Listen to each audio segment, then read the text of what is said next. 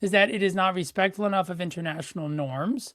It is that it is not respectful enough of the concerns of the global population and national populations to the dangers of artificial intelligence and its development, that it is not respectful enough from this standpoint of civil liberties, but that it is a kind of cowboy, which Europeans still love to think of Americans this way, imperialism in which the commerce engine of the United States is being used as a wing of the military industrial complex to impose a kind of very tight American geopolitical and indeed military sovereignty of the world through AI in a way that is related to the fears in America around China.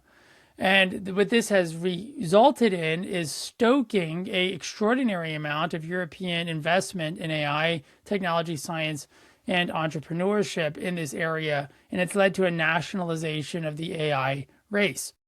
So this means every nation, as it develops its own AI, will end up developing contradictory perspectives in its AI based on the interests of the information sources and filters and editors and trainers of those different perspectives. So we are going to see AI itself embody in many ways Nietzsche's army of metaphors, because every AI system will in some ways encode different perspectives on the world, reflecting the interests of the people who have created that system and are seeking to control it. This is one key thing. And the weakness, whether you agree with the Europeans or not, of the Americans. Now, let's look at it from the other standpoint of the weakness of the Europeans. From the American standpoint, the things the Europeans find negative about them is essential to our success. We're entrepreneurial. We are not slowed down by regulations. We don't fail to innovate because there's 500 things that people worry about. Like in France, the Americans would say, as an example, that get in the way of doing anything new and valuable. So the things that the European sees as weaknesses in the American Trumpist order, Silicon Valley AI order, are from the American defenders of this order a great benefit.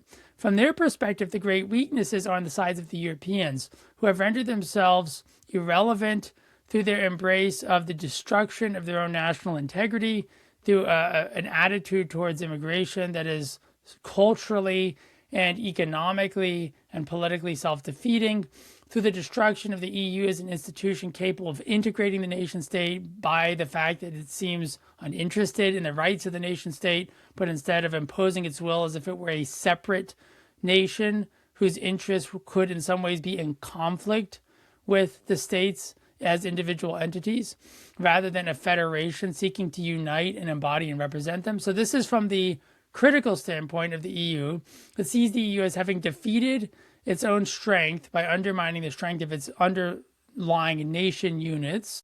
Those nation units as having defeated themselves through embracing policies that they see, the critics of the European globalist order, that they see as far too tolerant of things that are dangerous for the integrity, politically, economically, nationally, and militarily of those societies.